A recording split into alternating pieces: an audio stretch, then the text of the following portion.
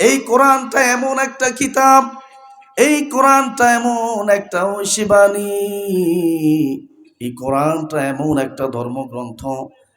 পৃথিবীর যত ধর্মগ্রন্থ আছে, বাইবেল আছে, বেদ আছে, ত্রিপিটক আছে, জিন্দা বিস্তা আছে, যত গ্রন্থ আছে, সকল ধর্মগ্রন্থের উপরে সর্বশ্রেষ্ঠ ধর্ম এবং সংবিধান হচ্ছে আল কোরআন, ঠিক কিনা? আপনি যদি প্রশ্ন করেন এই কোরআনটা এই দুনিয়াতে আসার পূর্বে কোন জায়গায় ছিল, কোরআন আপনাকে প্রকাশ্যে জবাব দিয়ে বাল হুয়া কুরআনুম মাজিদুন ফি লাউহিম মাহফুজ। আল্লাহ পাক সূরাতুল বুরুজের শেষ 2 আয়াতের মধ্যে স্পষ্ট করে জানিয়ে দিয়েছেন এই কোরআনটা আমি পৃথিবীতে পাঠানোর পূর্বে লৌহে মাহফুজের মধ্যে সংরক্ষিত রেখেছি। আপনি যদি প্রশ্ন করেন এই কোরআন তুমি কেমন কিতাব, কেমন গাইড, তুমি কেমন বুক, এই কোরআন আপনাকে জবাব দিবে আলিফ লাম মিম যালিকাল কিতাবু লা রাইবা ফীহি হুদাল লিল মুত্তাকিন। বলুন আল্লাহু আকবার।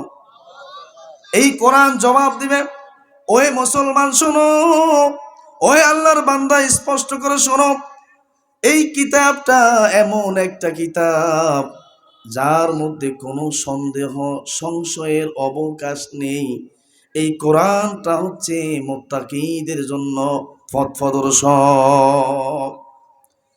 এবার আপনি যদি প্রশ্ন করেন এই কোরআন এই তোমাকে আল্লাহ রাব্বুল আলামিন পৃথিবীতে কেন পাঠিয়েছেন, কোরআন আপনাকে জবাব দিয়ে বলবে আলিফ লাম রা কিতাবুন আনজালনাহু ইলাইকা লিতুখরিজান নাসা মিনাল যুলুমাতি ইলান নূর। আল্লাহ পাক কালামে মাজিদের সূরাতুল ইব্রাহিমের প্রথম আয়াতের প্রথম অংশে জানিয়ে দিয়েছেন কোরআন আপনাকে জবাব দিয়ে বলবে এই কোরআনকে কেন পাঠিয়েছেন। কোরআন বলবে, আল্লাহ পাক জানিয়ে দিয়ে বলবেন কোরআনের মাধ্যমে ও রাসূল এই কিতাবটা আপনার উপর এই জন্য নাজিল করেছি যাতে করে আমার যেই সমস্ত গোমরাহী বান্দাগণ শিরকের মধ্যে, বেদাতের মধ্যে, কুফরের মধ্যে নিমজ্জিত আছেন, আপনি এই কোরআন থেকে দাওয়াত দিয়ে ইসলামের আলোর মধ্যে নিয়ে আনবে। এই কোরআনটা এমন একটা কিতাব, Quran is the best constitution for us. এটা আমাদের জন্য আল্লাহ প্রদত্ত একটা শ্রেষ্ঠ সংবিধান, ঠিক কিনা? আজকে আমরা লাইনচ্যুত হওয়ার কারণে, আজকে কোরআনের থেকে দূরে সরার কারণে আমরা আজকে সঠিক বরকতটা পাচ্ছি না। আপনারা জানেন এই পৃথিবীর শেষ সময়ে এমন একটা মুহূর্ত আসবে যখন সূর্য পশ্চিম আকাশ থেকে উঠবে, ঠিক কিনা? এটা কিয়ামতের বড় আলামতের মধ্যে একটা আলামত। কিয়ামতের পূর্বে এখন সূর্যটা পূর্ব দিক থেকে উঠে, ঠিক কিনা? প্রত্যেক দিন সকালবেলা ফজরের পরে আপনি যখন দেখেন সূর্যটা কোন দিক থেকে উঠছে, এমন একটা দিন আসবে যে দিন সূর্য আর পূর্ব দিক থেকে উঠবে না। ওই দিন কোন দিক থেকে উঠবে? পশ্চিম দিক থেকে উঠবে। ওই দিন আর তাওবা করার কারো সুযোগ থাকবে? ওই কোরআনে ওই সময় এই কোরআনের অক্ষরগুলো উঠে যাবে, শুধুমাত্র এই কোরআনটা থাকবে, সাদা পেজ থাকবে, কোরআনের কোনো অক্ষর থাকবে না। এই কোরআনের হরফগুলো, অক্ষরগুলো যতদিন এই কোরআনের মধ্যে সংরক্ষিত থাকবে ততদিন এই পৃথিবীটা থাকবে। বলুন না সুবহানাল্লাহ। তাহলে এই কোরআনের সাথে থাকতে আমরা রাজি আছি কি? আছি তো ইনশাআল্লাহ। একটু হাতগুলো আল্লাহকে দেখান। নারায়ে তাকবীর, নারায়ে তাকবীর, নারায়ে তাকবীর, আল্লাহু আকবার। আল্লাহ পাক কবুল করুন, বলুন আমিন। আমি ছোট্ট একটা মেসেজ আপনাদেরকে দিই। আজকে আলেমদের এত সম্মান, ইমামদের এত সম্মান, ওয়াইজিনদের এত সম্মান, হুজুরদের এত সম্মান কিভাবে হলো? টুপির কারণে, জুব্বার কারণে, পাঞ্জাবির কারণে না, শুধুমাত্র আল কোরআনের কারণে। আপনি দেখবেন মাঝে মাঝে আপনারা টি শার্ট পরেন না? কি পরেন তো? ব্লেজার পরেন তো? পরেন কি না? এই ব্লেজার, এক একটা ব্লেজারের দাম সর্বনিম্ন 3 থেকে 4 হাজার টাকা, ঠিক কিনা?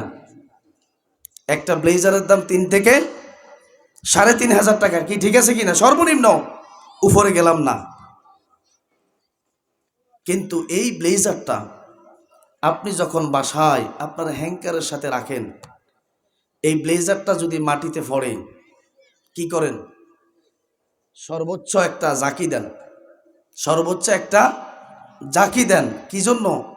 যে বালিগুলো এই ব্লেজারের মধ্যে লেগেছে এগুলো যাতে এখান থেকে সরে যায়। এরপরে আবার আপনি এই ব্লেজারটাকে হ্যাঙ্কারের মধ্যে রাখেন, ঠিক কিনা? এবার আসেন আরেকটা কথা আমি বলি। আমার হাতে যে কিতাবটা দেখেন, এটার নাম কি? আল কোরআন। বাড়িতে গেলে আপনি দেখবেন আমাদের মা বোনেরা অথবা নুরানি মাদ্রাসায় যে সমস্ত ছাত্রছাত্রীগুলো পড়ে, এক সময় আমরাও নিয়েছি, গলার মধ্যে পেঁচিয়ে এই কোরআনটাকে এভাবে আমরা কোরআনটাকে ঝুলিয়ে আমরা মাদ্রাসায় গিয়েছি। এখানে আসেন না অনেকে? এভাবে নিছেন না? তাহলে যেটা ঝুলিয়ে এই কোরআনটাকে নেন ওটার নাম কি? একটু আওয়াজ দেন। চিনেন না আপনারা? সরব দলের মানুষ কি চিনেন না? কি নাম? জুন্দাল। এই জুন্দালটার দাম কত? 30 ন, ধরেন 50 টাকা ধরলাম, অথবা আরেকটু বাড়াই ধরি না, 100 টাকা। জুন্দালটার দাম কত? ধরলাম 100 টাকা।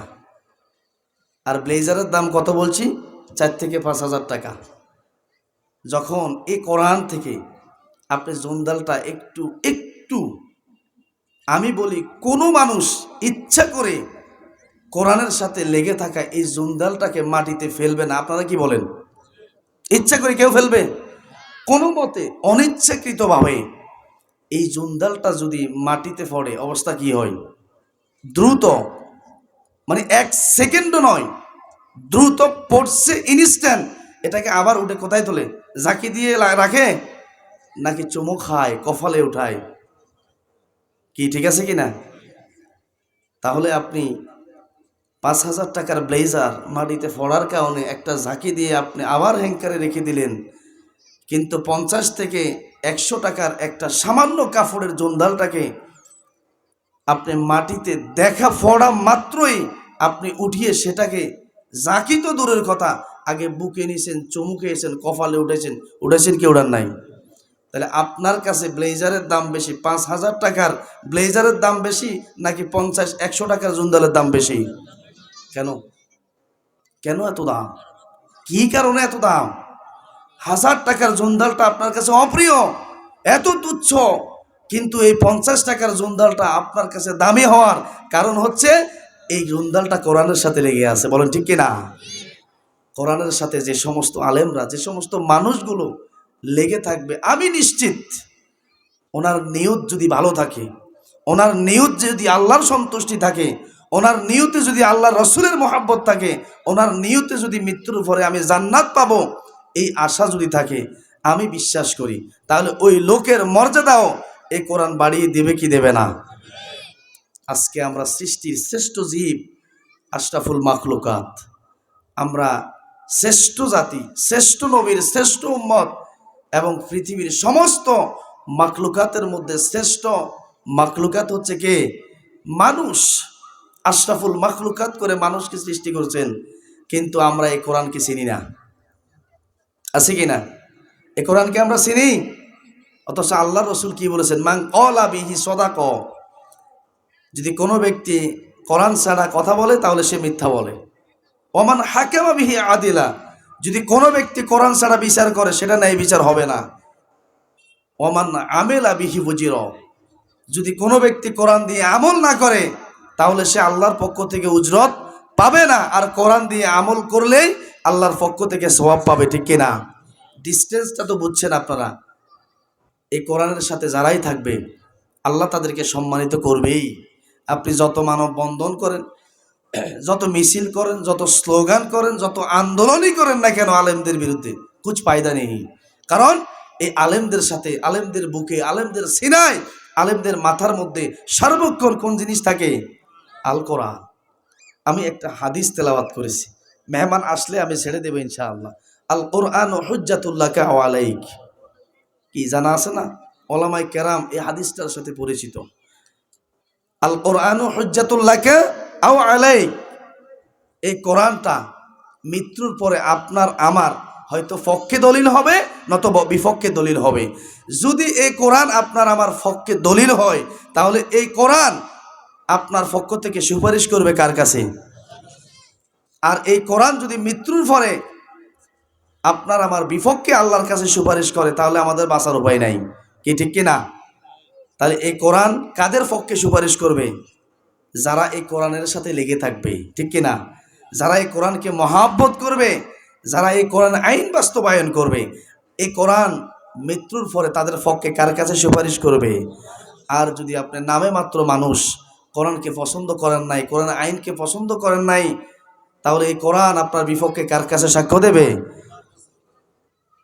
ছোট্ট একটা হাফেজ, ছোট্ট বাচ্চা, তালেবে ইলম যাদেরকে বলা হয়, এই ছোট্ট বাচ্চা যেমন আমাদের দ্বিতীয় এবং তৃতীয় শ্রেণীর একটা ছোট্ট বাচ্চা, 7-8 বছরের বাচ্চা। আচ্ছা আপনারা বলেন, এই বাচ্চাগুলোর কি আমল নামা খুলছে এখনো? কথা বলেন। আমারও একটা বাচ্চা হিফজ বিভাগে পড়তেছে, আলহামদুলিল্লাহ। তাহলে এই বাচ্চাগুলোর যদি আমল এখনো চালু না হয় তাহলে এই বাচ্চাগুলো কি কোরআন পড়ে না? কথা বলেন। কোরআন পড়ে তো, মাদ্রাসায় কোরআন পড়ানো হয় তো। তাহলে এক একটা কোরআনের হরফ পড়লে কমপক্ষে আল্লাহ পাক কত নেকি দেয়? 10টা নেকি দেয়। আপনি কি মনে করেন এটাকে? কিয়ামতের মাঠে একটা নেকির কারণে বাবা তার সন্তান থেকে পলায়ন করবে, সন্তান তার বাবা থেকে পলায়ন করবে, স্বামী তার স্ত্রী থেকে, স্ত্রী তার স্বামী থেকে পলায়ন করবে, শুধুমাত্র একটি নেকির কারণে। কয়টি? তাহলে এই জন্য আমি বলতেছি এই কোরআনটা তারা পড়বে, তাদের আমল চালু নাই, কিন্তু তারা যত তেলাওয়াত করবে, যত নামাজ পড়বে, যত দোয়া করবে, যত ইস্তিগফার করবে, আল্লাহ পাক প্রত্যেকটা আমলের যাজা আপনি মা, আপনি বাবার আমল নামে আল্লাহ পাক দিয়ে দিবে। আগডুম বাগডুম শিখাবেন না? আগডুম বাগডুম ঘোড়ার ডুম সাজে, কি আছে এটাতে? আল্লাহ বলছে ইকরা বিসমি রাব্বিকাল্লাযী খলাক, পড়ো তোমার প্রভুর নামে। যেটা তোমার, যে পড়ার মধ্যে রবের নাম নাই এটা কখনো পড়া হতে পারে না। যে পড়ার মধ্যে আল্লাহর কোরআন থাকবে না সেই পড়া হতে পারবে না। এজন্য আমি সর্বশেষ যে লাইনটা বলে যাব, এখানে যারা আছেন এবং আমার মাইকের সাউন্ড যে পর্যন্ত যাবে, জানি না হয়তো আমাদের পাশের প্রধান শিক্ষক মহোদয় আমার প্রতি হয়তো বেজার হয়ে যেতে পারেন। আপনাদের কাছে আমার আকুল আবেদন, আপনারা যারা ফ্যান্ডেলে আছেন, বাহিরে আছেন, আলোচনা যেই পর্যন্ত আমাদের মা বোনদের কর্ণকুহরে পৌঁছবে, আপনাদের কাছে অনুরোধ হচ্ছে আপনার ছেলেকে আপনি দ্বীনি লাইনে শিক্ষা দিবেন। আপনার ছেলে মৃত্যুর পরে যদি আপনার জানাজা পড়ায়, এটার চাইতে বড় পাওনা আপনার আর কি হতে পারে, ঠিক কিনা? মাঝে মাঝে আমরা জানাজা যাই, দেখি তো হুজুর আর ছোড়ো ছেলেগা ডাকাতে নাই, কইতে নাই ছোড়ো ছেলেগা ডাকাতে নাই, 9টা জানাজা দিছে, হুজুর একখানা। এই জানাজা ঠেলতে ঠেলতে 10টা নিছেন, 9:30 নিছেন, 10টা নিছেন। ছোট বাচ্চা, ছোট ছেলে আসছে, ওরে মাথার টুপিও নাই, উজু করছে কিনা আল্লাহ জানে, সামনে খাড়াই গেছে। চিন্তা করলাম আর এই হোলার লাইনে এতক্ষণ খাড়া করাই রেখেছেন। এখন আমরা কি এমন, যে ছেলে গাঁজা খাবে, যে ছেলে ইয়াবা খাবে, যে ছেলে মদ খাবে, যে ছেলে নর্তকী নিয়ে গান নাচ করবে, যে ছেলে নামাজ পড়বে না, যে ছেলে রোজা রাখবে না, এমন ছেলে কি আমরা রেখে যাব? না, আমরা ওই ছেলে রেখে যাব যেই ছেলে নামাজ পড়বে, নামাজ পড়াবে, ইমামতি করবে, আমরা এরাদা করি অন্তত আমার ছেলে আমার মেয়েগুলোকে যাতে দ্বীনি শিক্ষা আমরা শিক্ষিত করতে পারি ইনশাআল্লাহ। সকলের কাছে দোয়া, এবং আমাদের প্রতিষ্ঠানের জন্য আমি আবারও দোয়া চাই। দোয়া করবেন আল্লাহ পাক যাতে করে চর আব্দুল আলী আহমদ ইসলামিয়া দাখিল মাদ্রাসাটাকে আল্লাহ পাক কবুল করে নেন, শিক্ষকদেরকে কবুল করে নেন, ছাত্রছাত্রীদেরকে কবুল করে নেন, ম্যানেজিং কমিটির সদস্যবৃন্দদেরকেও কবুল করে নেন, এবং এলাকাবাসী সমস্ত লোকগুলোকে আল্লাহ পাক দ্বীনের জন্য কবুল করে নেন। যে কথাগুলো আমি বলেছি আল্লাহ রাব্বুল আলামিন প্রথমে আমি সহ আমাদের সকলকে এই অনুযায়ী আমল করার তৌফিক দান করুন। হাযা মা ইনদি ওয়াল ইলমু ইনদাল্লাহ আলাইহি তাওয়াক্কালতু ওয়া ইলাইহি উনীব। আসসালামু আলাইকুম ওয়া রাহমাতুল্লাহি ওয়া বারাকাতুহু।